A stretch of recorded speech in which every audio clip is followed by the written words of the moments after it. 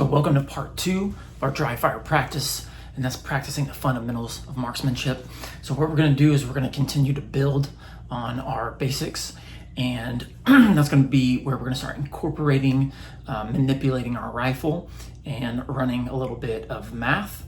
It's a very simple equation, and then we'll continue to build on top of that. So for this equation, what we have to know is really one thing.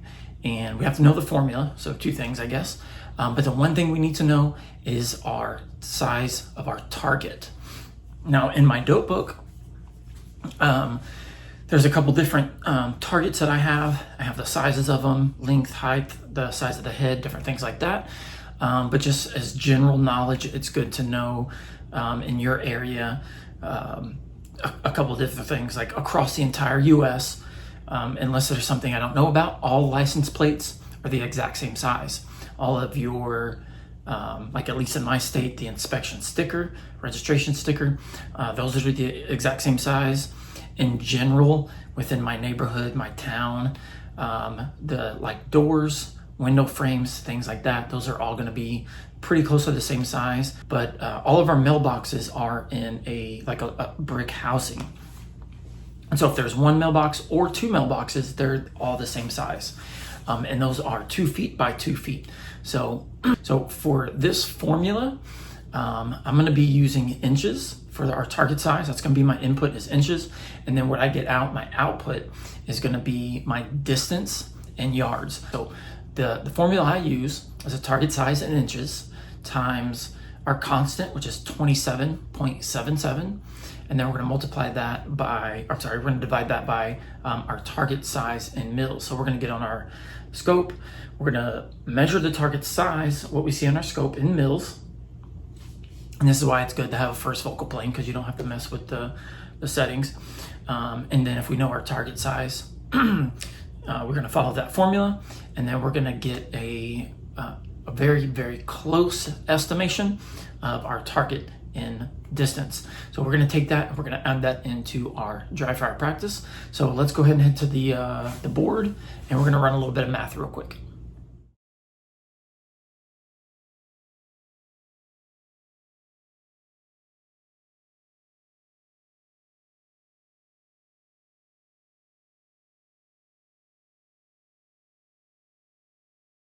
Okay, so the formula is very simple.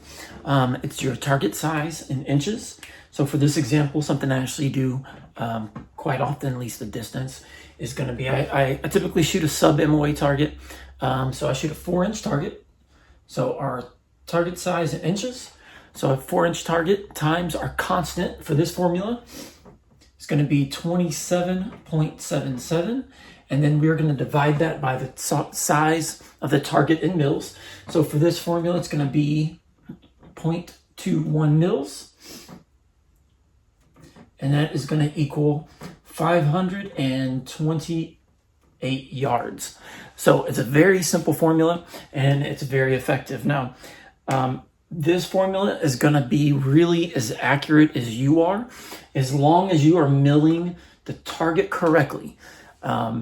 This is going to take, what it takes from you is going to be an extremely steady position. That means having your tripod, your bag. I mean, you can't have any movement when you're shooting, when you're milling these very small targets.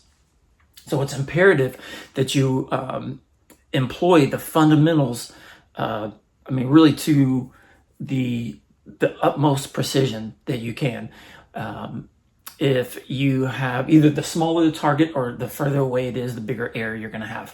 So anywhere from 500, maybe 550, 600 and closer, typically your little bit of error isn't going to throw you off that much to where you actually miss the target.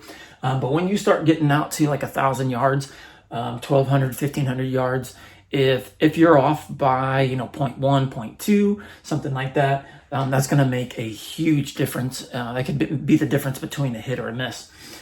So a good thing to do is, if you have a laser rangefinder, is go ahead and run the formula first. So a lot of times when I get out on the range, what I'm doing is I'm gonna run this formula on some of my targets, and then I am going to I'm usually going to run it once or twice. I'm going to run it and I'm going to go with, okay, this is my best guess. And then I'm going to do it 0.01 mil over, 0.01 mil under. I'm going to see what the difference is between the two to see how far off I would be in my error of my minimum and maximum. And then I'm going to run the information and see if that is going to equal, if that difference would equal a hit or a miss. And then I'm going to use my laser range finder. I'm going to hit the target and really see where I'm at. And then that's really going to help me to determine if I'm seeing what I think I'm seeing. So very simple mathematical formula. So I want you guys to start incorporating that into your dry fire practice. Okay, so let's go ahead and go through our exercise. So I'm going to start all the way at the beginning and go through the entire thing. So when I'm headed out to the range, or as soon as I get to the range, that's really when I start kind of my box breathing. Like if I'm going hunting, once I get my rifle, I tend not to just sit in one spot. I like to actually go walk around. But whatever I'm doing, depending on how I'm doing it, that's where I stay focused on my breathing. So we start our box breathing. We're going to go ahead and get on the rifle. And you can really kind of do this in any order because we're going to be adding in our distance. So when we're milling a target, that's where it's really, really important to be as stable as possible. So your good position, good posture, side alignment, all that is extremely important, and rest. That's going to get us as still as possible.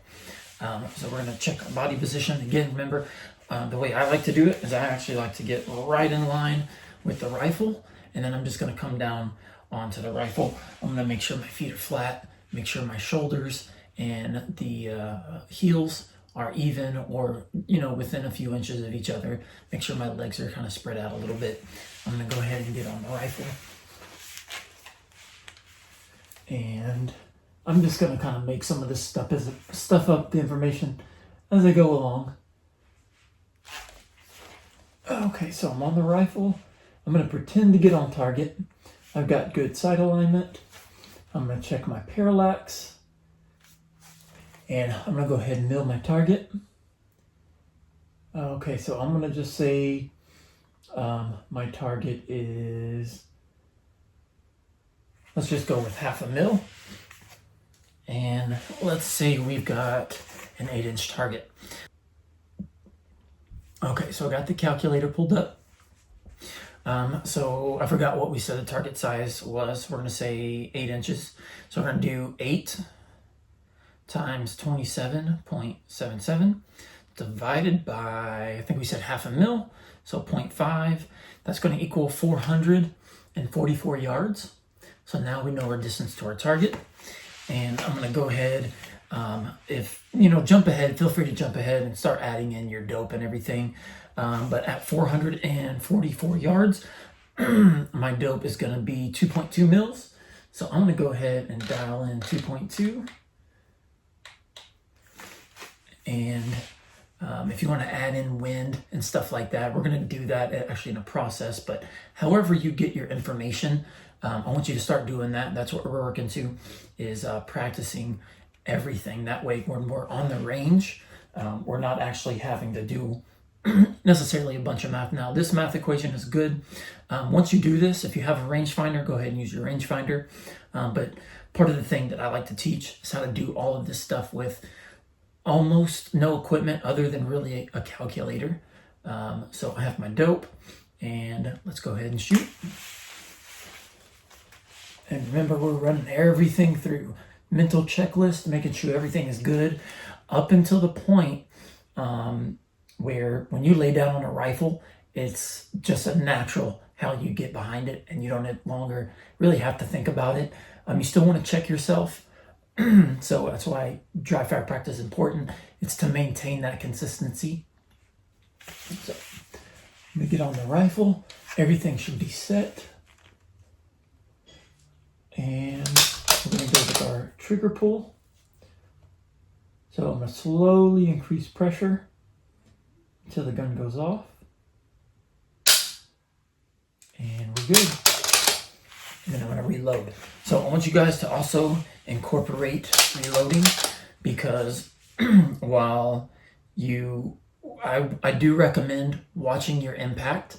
That way you can analyze it. So you can either analyze it right then and there, or you can write down all the information in your notebook and you can take it back and analyze it when you get home.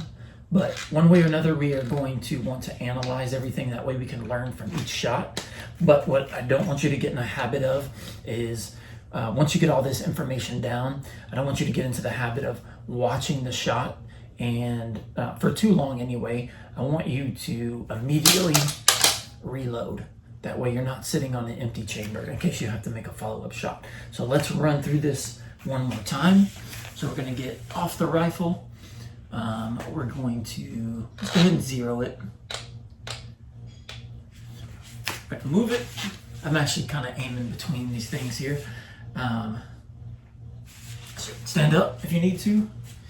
And we're going to get back down. We're going to get on the rifle. Think about our breathing. All right, so we're going to get on the rifle. Mental checklist, body position, sight alignment. And I'm going to get on target. My parallax is off, so I'm going to check my parallax. Okay, I see my target. I'm going to go ahead and mill my target. I'm going to say my target is, let's go with 0.3. And let's say it's my 4-inch target. So we're going to do 4 times 27.77 divided by, I think 0.3. And that's going to give us 370 yards. So my DOT for 370 is going to be 1.5. All right, so I'm going to get on target.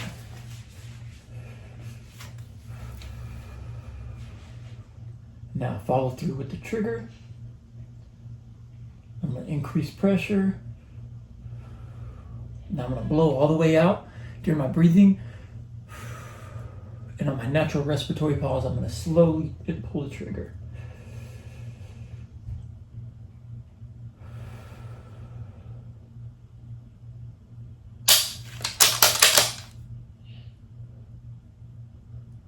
All right, so that's how that looks all together. Now, the one thing I did forget to mention is making sure your rifle is level. I do have a bubble level on here, and I tend to shoot with both eyes open. One eye is kind of double checking this level, and the other one's staying focused on the reticle. So that is that, and stay tuned for our next episode.